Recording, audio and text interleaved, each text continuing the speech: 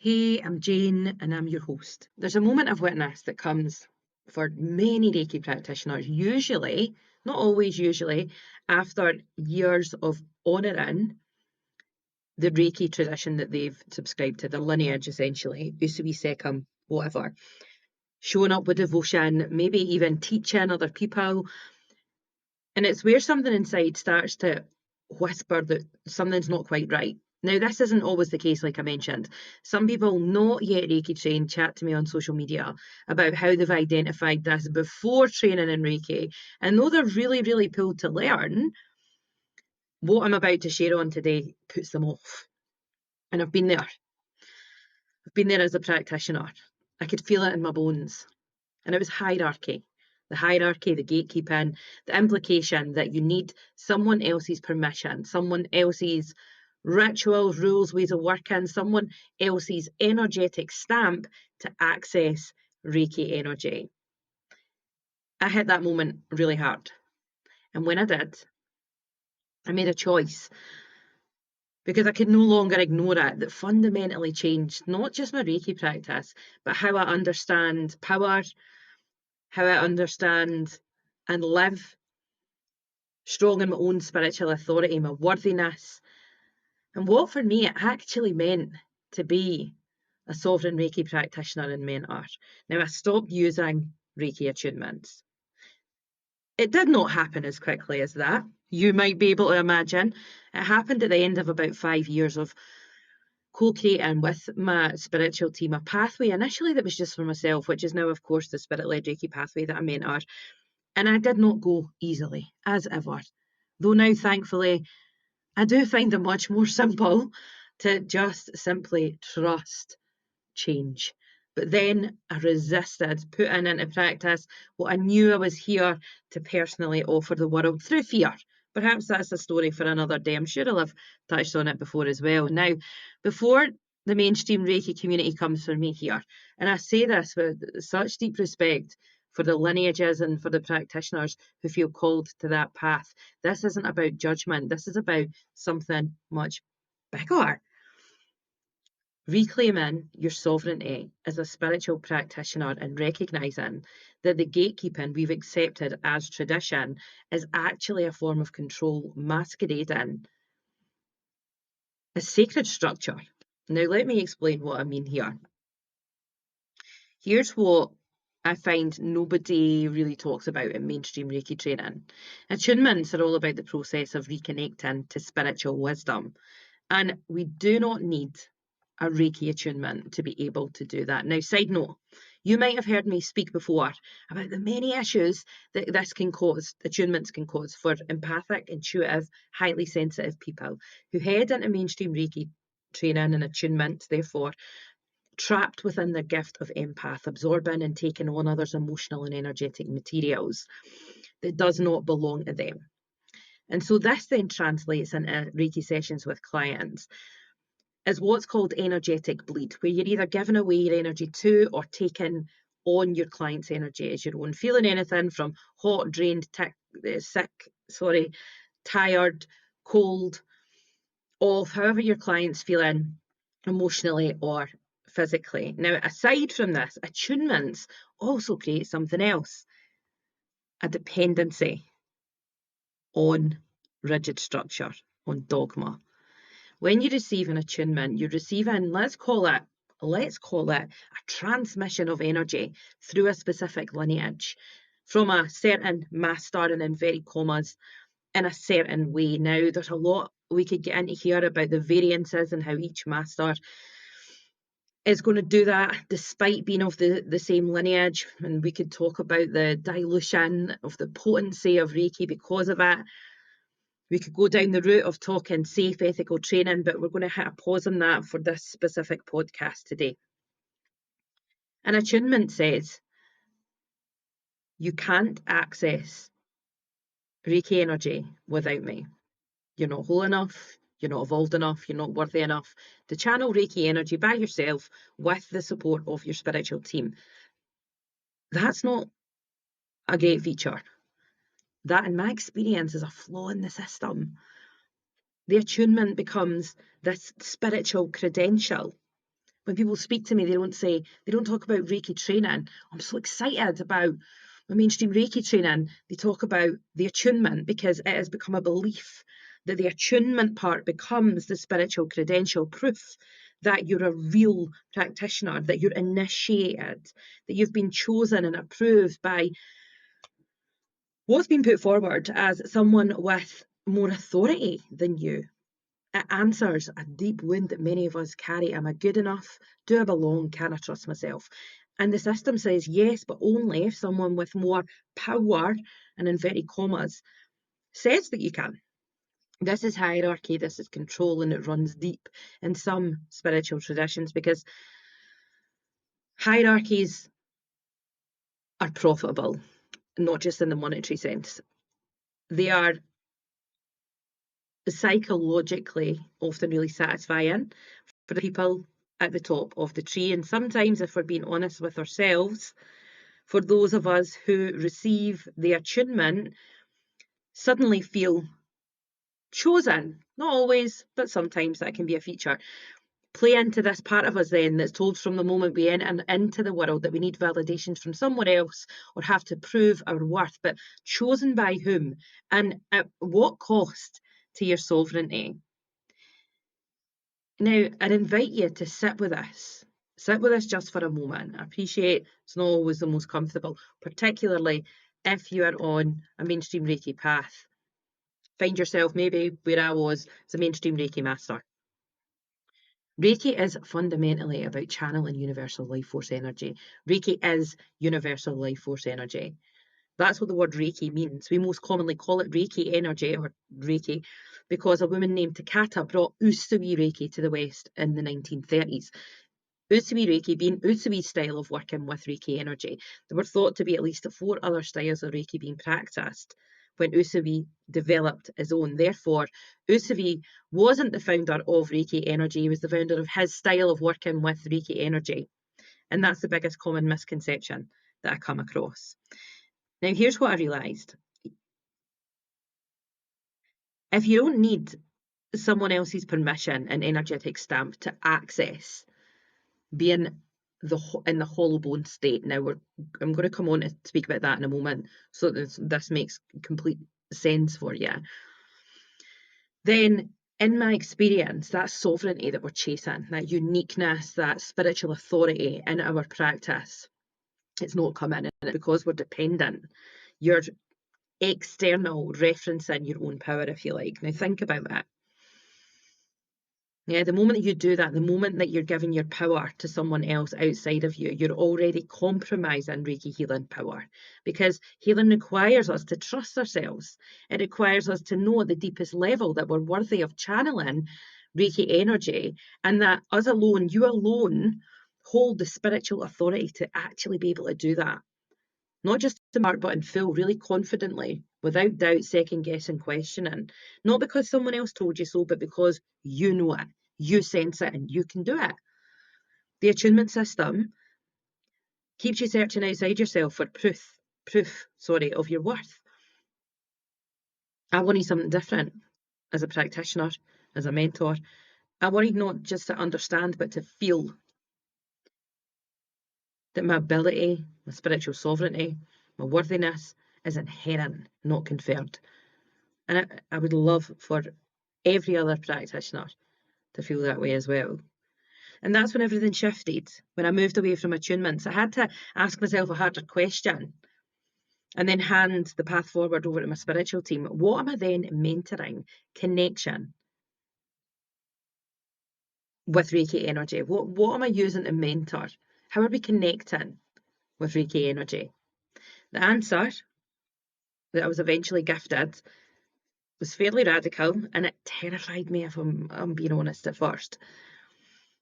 What I realised was that I'm teaching others to trust themselves implicitly, to access their own ability that's innate to channel Reiki energy, universal life force energy, with the support of their spiritual team. The pure, clear essence, the spirit of Reiki energy, in their own unique way, to develop their own style of working with the energy that's not bought or borrowed, it's theirs. To recognise that The power's never outside of them. It never has been. It's always in there waiting for permission that they didn't ever need to seek approval or ask for. It's about becoming the hollow bone. I mentioned I'd come back to this. The hollow bone with a clear vessel. Bridging the spiritual and earthly realms to facilitate spiritually guided healing. Connecting with the spiritual core of the pure, clear essence of Reiki energy. This means that you're present with your client, either in person or at a distance on the physical, earthly realm, whilst essentially working with the spirit of Reiki energy and your spiritual team, like your Reiki guide, within the spiritual realm to facilitate the healing. This isn't just about spiritually guided healing for clients, it's also how you access Reiki energy for yourself, whether you are trained or not trained. Now, that becomes a particularly contentious issue. And here's what I have to say about that. What I offer up, a way to connect with the spirit of Reiki energy, the pure, clear, potent essence of the energy, for free, in my experience, in the experience of those that I work with, either for free or in my paid for pathways, is more safe, more ethical, deeper, more sovereign than often, not always often, what is offered that you will pay money for at mainstream Reiki training. Now here, when you're working with clients as the hollow bone, you're not using up your own vibrant personal energy that might mean you're left feeling depleted after sessions to do any of the healing work. The healing is spiritually guided. Practitioners will often say to me that they understand the hollow bone or the clear vessel as in theory, as a concept, but they can't seem to be it in practice. And this is why, without the skills to bridge the spiritual and the earthly realms, you simply can't be a hollow bone or clear vessel in practice, because there is nothing to bridge. You will try and try and try and try. I have done it. You will try to feel whole, full, connected, as opposed to disconnected, fragmented, questioning yourself, feeling like there's something more, doubting yourself. Here, rather than simply having self-Reiki to fall back on, which is the predominant and only way, really, that's promoted at mainstream Reiki training in my experience and the experience of my graduates, rather than just simply having self-Reiki to fall back on to connect with and work with Reiki energy, you're building a relationship with Reiki energy as a living intelligence and wise ally, so you can weave the support of Reiki energy into your daily life. And here's what's wild. Practitioners who follow this sovereign path are all different in lived experience. Reiki experience, spiritual connection experience, all are welcome here. You do not need to have any level of experience, be any specific type of person, speak away, look away, dress away, to be on a sovereign spirit-led Reiki path. Confidence grows, intuitive clarity deepens. Spiritual connection to yourself, your unseen support team, the spirit of Reiki energy itself, it strengthens. Fulfillment increases in life and in Reiki practice. Often I hear people speak about those like they're two different things. I say this quite frequently. Life and Reiki practice, all one. You know, we're used to in the West sometimes going somewhere to be spiritual, going somewhere to do Reiki, be Reiki, receive Reiki. Life and Reiki, when it's spirit-led, is all one. It's a beautiful alignment and flow. Doubt decreases. You craft the life you've always wanted to live and the clients you've always wanted to serve. You're more willing to trust your own experience over what you've been told to believe. You're not second-guessing sessions. You don't wonder if you're doing it right because you're not waiting for someone else's approval. You don't need it. You're sovereign. And that changes everything about how you show up for yourself and your clients. Here's what I would like to say gently but clearly. Not everything that has been passed down deserves to be preserved for many reasons. The attunement system was developed to make Reiki more accessible to us here in the West. The attunement system that we use now, that's been developed in time, over time. It wasn't actually how Usui, and I talk about and refer to Usui Reiki a lot because right now it's predominantly what the majority of the people in the West are trained in, because of how it made its way here with the kata that I mentioned earlier on when I was speaking. Usui didn't use the attunement system that we use now in Usui Reiki training. So the attunement system that was developed to make Reiki more accessible to us here in the West perhaps has been great. Evolution takes place though. Yeah? We crave a spiritual connection, meaning, purpose, fulfillment in life as humans. We crave trust in our own spiritual authority. We crave leading our own sacred path. And we can't do that whilst outsourcing our power to systems, hierarchy and sovereignty. It just can't coexist. We aren't in the context anymore of where we were here in the West in the 1930s when Usui Reiki was brought here as a culture. Absolutely, we have a way to go, I believe. Unsure how you feel about it when it comes to emotional and spiritual health and connection, spiritual connection in particular. But we've advanced, we have moved forward. Those who find their way to me sense that there's more to life than following a blueprint, than following rules, than adhering to what can often be outdated structures. And frankly, the attunement system has become a way for some spiritual teachers, in my experience, to maintain power, charge premium prices for special and inverted commas initiations, create a two-tier system where some practitioners are more legitimate, inverted commas, than others based on who trained them and how much they paid. That's not sacred. Marketing. It's marketing. Dressed up in spiritual language. Power, real power, isn't hierarchical. Real power is distributed, accessible, available to all, willing, open, available to do the internal work to claim it. Real power doesn't need permission, nor credentials, doesn't need someone else's approval. Talk about power here in two senses, because there's external power, which we often look at as control, which is where I'm batting back and forth and speaking on in this podcast. But there's also internal power, spirit-led, shamanic term. The power that you are that you hold as a human being. It's power when we're working with spirit-led Reiki, that, we work with the spirit of Reiki energy, but we also work with someone's own personal energy system, their personal power. I just want to be clear on the varying ways that I'm speaking about power here. When you strip away the attunement, when you say to someone, your power is already yours, and I'm merely here to support you to access that, not give it to you, something shifts. The dynamic changes, the dependency dissolves. Suddenly it's not about lineage, it's about you, which is wonderful, but also can be confronting. I mean, I'd be lying if I said that the attraction of self-accountability and self-responsibility isn't always shiny lights and fireworks, is it? You'll know the same.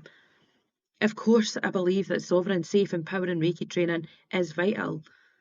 If you're already mainstream Reiki trained and working backwards to fill in the holes and gaps in your practice, you will already know this on some level. There are all sorts of energetic entanglements we can get into if we haven't been supported to develop the skills and the basic mechanics of unseen energy, emotional, spiritual, and physical power, energetic entanglement. Now, a deep dive into this specifically inside my free Lifting the Veil on Reiki. It's an on-demand workshop, linked in the podcast notes for you always, if you've not already done that. If you're sitting with this and feeling something, maybe relief, maybe resistance, maybe both, all of it's right, it's all exactly right. Resistance often shows up when we're bumping up against a belief system that's been keeping us small. And worthiness issues run deep, particularly in the spiritual community. We've been trained to believe that we need to earn our place, prove ourselves, perhaps even be certified by the right and inverted commas people. What if that's not true? What if your worthiness as a practitioner isn't something you earn through attunements or training or years of study? What if it's something that you're remembering? something you reclaim by refusing to accept the hierarchy that says you're not enough without external validation. Because here's the truth I've found: your clients don't need you to have the right attunement. They need you to be sovereign, present, and unafraid of your own power and claiming that. Never the finished product. I always want to be clear when I'm speaking on this. We are never, if I am ever the finished product, I will be absolutely aghast. Forever the student, never the finished product. Clients need you to believe in yourself so completely that they can't help but believe in you as well. And this is my ethos. That's what the spirit-led Reiki pathway is propped up on. Mentioning that, actually, I've got 3 spots left for a January 2025 start if you're pulled to welcome me into your world. Details in the podcast description for you. And if you're listening back to this later on, the link in the bio will be up to date for you as well. Sovereignty in Reiki isn't about rejecting tradition. It's about honouring tradition at its highest level. It's about taking back your power within it. It's about understanding that you don't need permission to channel Reiki energy, that your worth isn't determined by who you're trained by, your attunement, how much you paid for that attunement. The most powerful thing you can do for your client is to model self-trust and internal authority, spiritual authority. It's about being willing to question the hierarchies that we've accepted. You've accepted them, I've accepted them. Does this serve my growth? Does this serve my clients? Or does this just serve the people inside a system? Does this keep me comfy? And is it there and keeping me small? When you answer honestly, I find that everything changes there.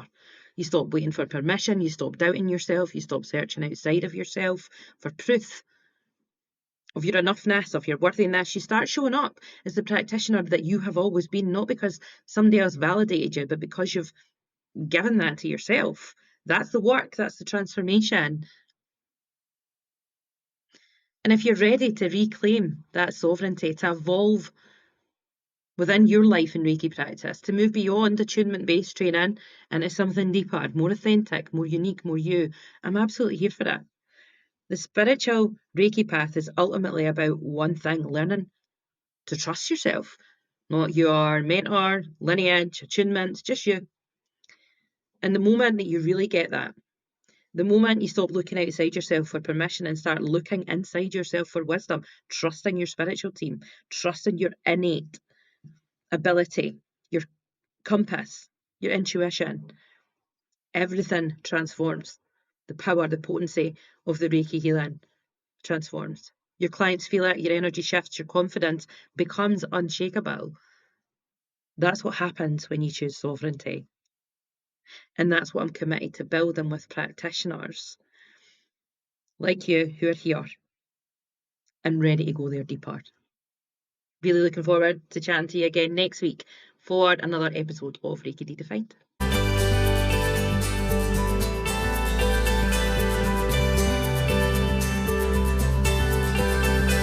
The mainstream Reiki narrative is incomplete. You already know this intuitively. The power's always been within your spiritual connection, not in symbols, attunements, or lineages that ask you to surrender your sovereignty. When you step away from prescribed methods and into connecting in alignment with spiritual wisdom, the gaps in your training find true completion. Your intuitive trust is strong and it's clear. Spiritual insights are unearthed, interpreted, and integrated. And your unique soul-led energy work becomes the channel for impact that only you are here to deliver. This isn't about replacing one dogma with another. It's about returning to the source of power. If you feel called to ditch the script and trust your direct line to spiritual wisdom, then I invite you to take my free 30-minute workshop. The link's in the podcast notes for you.